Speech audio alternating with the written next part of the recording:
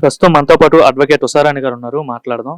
Madam, ప్రస్తుతం దేశవ్యాప్తంగా కాదు ప్రపంచవ్యాప్తంగా కూడా ఒకటే చర్చ జరుగుతుంది అదాని స్కామ్ కి సంబంధించి. ఎందుకంటే అమెరికాలో దానికి సంబంధించి ఒక కేసు నమోదైంది. అదాని ఆంధ్రప్రదేశ్ రాష్ట్రానికి అలానే మరికొన్ని రాష్ట్రాలకు సంబంధించిన అఫీషియల్స్ కి కొంత లంచం ఇచ్చాడని చెప్పైతే అక్కడైతే అభియోగం మోపబడింది. ఎట్లా చూడొచ్చు ఈ అంశాన్ని?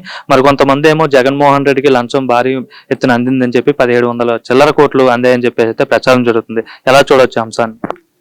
ఇది ఇప్పుడు మనం అందరం విన్నదాన్ని బట్టి ఏదైతే ఈ అభియోగాలు మోపబడ్డాయని వార్తలు వచ్చిందని చూస్తుంటే ఇందులో తప్పనిసరిగా జగన్మోహన్ రెడ్డి గారని మీరు చెప్తున్నారు కాబట్టి ఒక కీలక వ్యక్తికి అది ముడుపులు అందిన ఈ 1700 కోట్లు అంటున్నారు. ఇందులో మనము గమనించే ఉంటాము, రాష్ట్రం విడిపోయి మనం ఎంతో ఆర్థికంగా ఇబ్బందులు పడతా ఉన్నా కూడా మన చంద్రబాబు నాయుడు గారు అప్పుడు వచ్చినప్పుడేమో ఆయన ఎంతో సంపద సృష్టించి అమరావతిని డెవలప్ చేయాలని చూస్తుంటే ఈయన మరలా చంద్రబాబు నాయుడు గారు ఓడిపోయిన తర్వాత జగన్మోహన్ రెడ్డి అధికారంలోకి వచ్చిన తర్వాత రాష్ట్ర సంపద పెంచాల్సింది పోయి కేవలం ఆయన సంపద పెంచుకునే దృష్ట్యా ఆయన అక్కడ భూములు ఆక్రమించడం దగ్గర నుంచి శాండ్ మాఫియా, ల్యాండ్ మాఫియా, అదే రకంగా అనేక రకాల మాఫియా, కొండలు కూడా మాఫియా చేసేసి ఆయన కబ్జా చేసిన పరిస్థితులు చూసాం.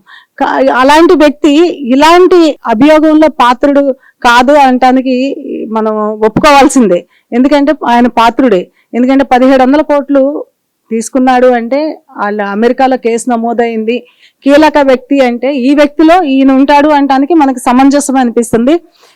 కేవలము ఆయన వ్యక్తిగా ఆయన సంపద సృష్టించుకోవడానికి ఈ రాష్ట్రాన్ని అధోగతి పాలు చేయడానికి జగన్మోహన్ రెడ్డి గారు పూనుకున్నారు.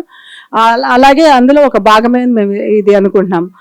మీరు గమనించే ఉంటారు, మనకి అందరూ బాలినేని గారు కూడా ఓపెన్ గా చెప్తున్నారు ఈ విషయంలో. నేను బలవంతంగా సంతకాలు పెట్టించారు, అర్ధరాత్రి వచ్చి సంతకాలు పెట్టించారు అంటున్నారు.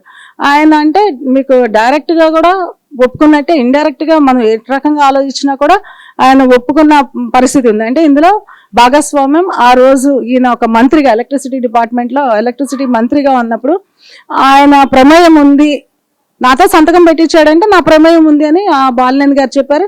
అంటే ఎవరి వల్ల నేను పెట్టాను అంటే పై వాళ్ళంటే ఆయన ముఖ్యమంత్రి గారి ఉద్దేశంతో ఆయన చెప్పారు. కాబట్టి ఇందులో మీరు గమనించి ఉంటారు, ప్రతి ఒక్క చోట కూడా ఈయన కింద స్థాయిలో వాళ్ళని భయపెట్టి భయభ్రాంతులు గురి చేసేసి ఆక్రమించుకోవటము, వాళ్ళ దగ్గర నుంచి డబ్బులు దండుకోవటం జగన్మోహన్ రెడ్డి గారికి అలవాటు. కాబట్టి ఇందులో కూడా ఆయన కీలక పాత్ర పోషించారని ప్రజలందరూ నమ్ముతున్నారండి.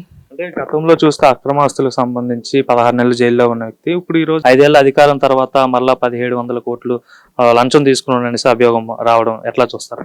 ప్రజలు 5 ఏళ్ళు గమనించారండి. అప్పుడేమో తెలియక మోసపోయారు. సానుభూతి పవనాలతో రాజశేఖర రెడ్డి కొడుకు ఏదో అరెస్ట్ అయిపోయాడు అని సానుభూతి పవనాలతో ఆ రోజు ఓటేశారు. ఓటేసిన తర్వాత వాళ్ళకి జగన్మోహన్ రెడ్డి గారి నిజ స్వరూపం బయటకు వచ్చింది. ఏంటంటే ఆయన కేవలము ఈ డబ్బులు దండుకోవటము, పేద ప్రజల్ని, మధ్యతరగతి వాళ్ళ జీవన విధానాల్ని, వాళ్ళకి సరైన బతుకులు లేకుండా చేసిన విధానాన్ని చూసి ప్రజలందరూ నేర్చుకున్నారు. అదే రకంగా ప్రతి ఒక్కరి మీద కక్షాపూరిత వాతావరణంతో రాజకీయ నాయకులు, ఆయన ఒక వైఎస్ఆర్సీపీ వాళ్ళు తప్పితే మిగతా అన్ని ఏదైతే మిత్రపక్షం పార్టీలు ఉన్నాయో వాళ్ళందరి మీద కక్షాపూరిత వాతావరణంతో ఆయన అరెస్టులు చేయడం దగ్గర నుంచి, వాళ్ళ కేసులు ఎరికియడం దగ్గర నుంచి ప్రతి ఒక్కటి చేసిన తర్వాత జగన్మోహన్ రెడ్డి గారిని మళ్ళా వాళ్ళు ఎన్నుకోకపోవడానికి కూడా కారణం ఆయన యొక్క గతంలో చేసిన ఏదైతే ఈ ఆక్రమణలు కానీ కబ్జాలు కానీ 1000 కోట్లు ఆయన తినేసిన విధానాన్ని చూసేసి ఇప్పుడు ఎవరు నమ్మట్లా. జగన్మోహన్ రెడ్డి గారు తప్పకుండా ఈ కేసులో ఉన్నారు అని నమ్ముతున్నారు ప్రజలందరూ కూడా. వైసీపీ వాళ్ళు అంటున్నారు, మేము గత ప్రభుత్వంలో ఉన్నప్పుడు రాష్ట్ర శ్రేయస్సు కోసమే సౌర విద్యుత్కు సంబంధించి ఒప్పందం చేసుకున్నాం, ఇందులో ఎటువంటి అవకతవకలు జరగలేదనేసి అయితే వైసీపీ వాళ్ళు చెప్తున్నారు. అంటే ఇక్కడ ఏ పార్టీ వాళ్ళు కూడా, ఇక్కడ కమ్యూనిస్ట్ వాళ్ళు కేసు పెట్టలేదండి, తెలుగుదేశం వాళ్ళు కేసు పెట్టలేదు, అదే రకంగా వేరే బీజేపీ వాళ్ళు కూడా ఎవరు కేసు పెట్టలే. డైరెక్ట్ గా అమెరికాలో కేసు పెట్టారు. కేసు పెట్టినప్పుడు ఆంధ్రప్రదేశ్ లో కీలక వ్యక్తులు అన్నారు. ఆంధ్రప్రదేశ్ లో కీలక వ్యక్తులు అంటే అప్పుడు ప్రభుత్వంలో ఉన్న వ్యక్తులు వాళ్లే కాబట్టి వారి మీద అభియోగం మోపారని ప్రజలందరూ నమ్ముతున్నారండి.